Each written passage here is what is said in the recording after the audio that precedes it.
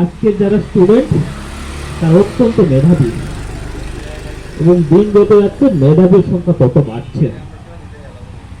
আমাদের সকলের অনেকগুলো উদ্দেশ্যের মধ্যে একটা উদ্দেশ্য হচ্ছে এই পৃথিবীকে বাসযোগ্য করে যেতে হবে। বাসযোগ্য বাসযোগ্য মানে যেন আমরা 30 বছরে যেন হার্ট অ্যাটাকে না মরি, 25 বছরে যেন ডায়াবেটিসে আক্রান্ত না হই, 35 বছরে যেন হাই প্রেসারে না ভুগি।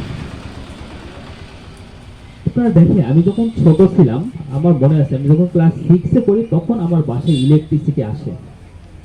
এবং এটাও মনে আছে ইলেকট্রিসিটি আসার পরে এমনি ফ্যান কেনা হয় নাই, ফ্যান কেনা হয়েছিল আরো 6 মাস পরে। তখন ইলেকট্রিসিটি ছাড়াই ঘুমাইতে পারতাম, কোনো সমস্যা হতো না, মানে ফ্যান ছাড়াই ঘুমাইতে পারতাম।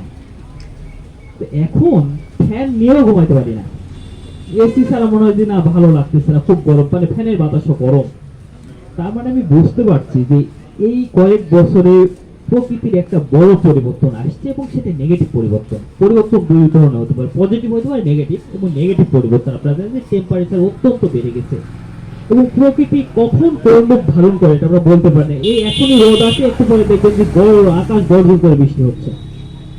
কারণ প্রকৃতির প্রতি আমরা অত্যন্ত নিষ্ঠুর হয়েছি।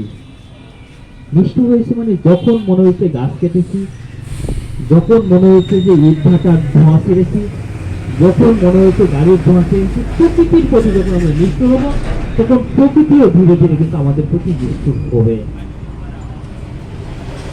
তো আল্লাহর রহমত বলেন আর আমাদের ভাগ্য বলেন, ভৌগোলিকভাবে আমরা খুব ভালো একটা অবস্থানে আছি। ভালো একটা অবস্থান এই জন্য বলবো যে আমাদের দেশে আমরা যখন যা লাগাই তাই হয় না। মানুষের বাথরুম, পাখির বাথরুম থেকে গাছ হয়ে যায়।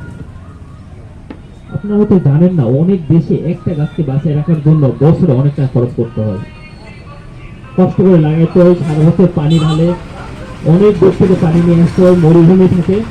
এবং এই এই অনেক কাজগুলো আমাদের দেশের লোকজনই বাইরে গিয়ে করে, কিন্তু এই অনেক কাজ কিন্তু আমাদের দেশের লোকজনই বাইরে গিয়ে করে।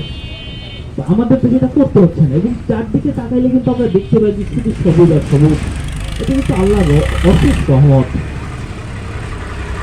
কিন্তু তারপরেও আমাদের যে পরিমাণ গাছ থাকা দরকার বা বৃক্ষ থাকা দরকার তার অর্ধেক পরিমাণ আছে, মানে অর্ধেক নাই।